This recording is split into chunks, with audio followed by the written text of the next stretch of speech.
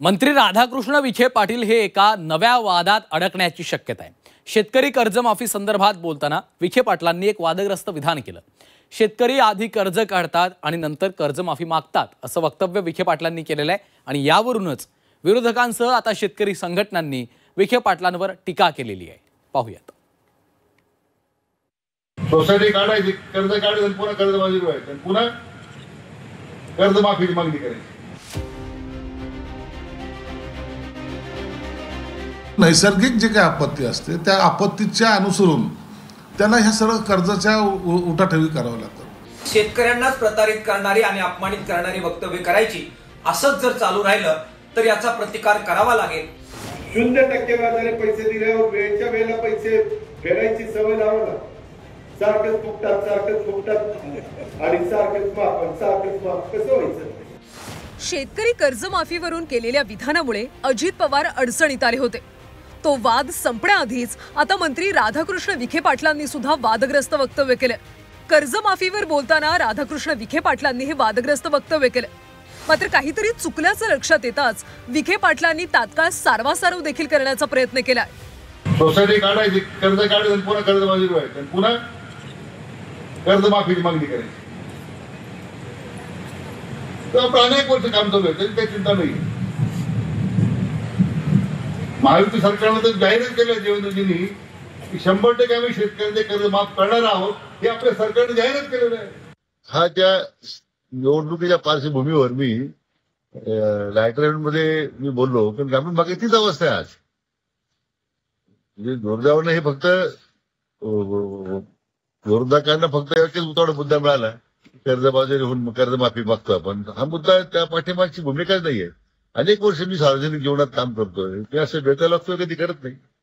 आता ज्यांना कुठलीच पार्श्वभूमी नाहीये ते जर अशा पद्धतीने एखादा मुद्दा घेऊन माझ्यावर टीका करत असतील तर मला काही त्याच्यामध्ये फार खुलासा करायचा नाही। मुद्दा एवढंच होता की स्थानिक ग्रामपंचायती आणि सोसायटीच्या निवडणूक आपण लढवतो, त्यासाठी जे मी कर्ज घेतो मग पुन्हा कर्जबाजारी होतो। पण जो माझा पहिला मुद्दा होता तो दाखवला नाही, कर्जबाजारी होतो, कर्जमाफी मागणी करतो, एवढाच मुद्दा पुढे आला। मला कधी कधी आश्चर्य वाटतं। विखे पाटलांच्या वक्तव्यानंतर शिवसेनेमधून सुद्धा प्रतिक्रिया समोर आली। शेतकऱ्यांना कर्ज काढण्याची हौस नसते, मात्र नैसर्गिक संकटापायी नाईलाजानं शेतकऱ्यावर कर्जाचा डोंगर उभा राहतो असं म्हणत मंत्री संजय शिरसाट यांनी विखेंच्या वक्तव्याशी असमर्थन दाखवलंय।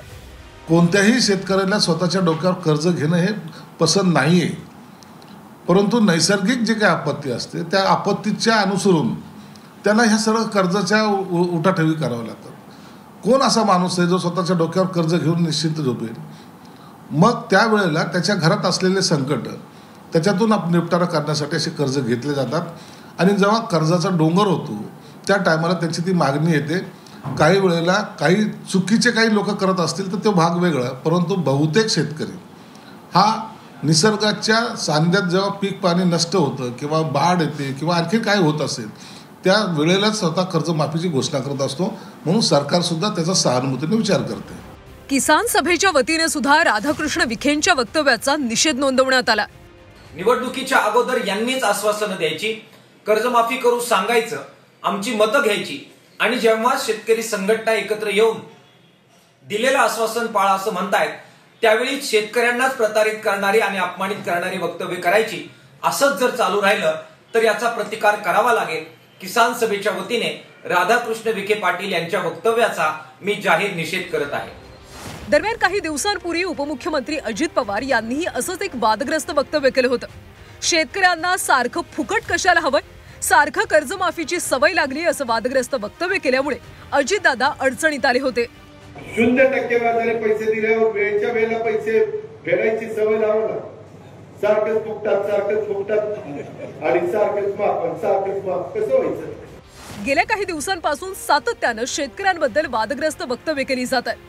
आधीच नैसर्गिक संकटानं शेतकऱ्यांच्या तोंडचा घास हिरावून घेतला, त्यातच दुर्दैवानं आता नेते मंडळी अशी वक्तव्य करून शेतकऱ्यालाच अपमानित करतायत। ब्युरो रिपोर्ट, झी 24 तास।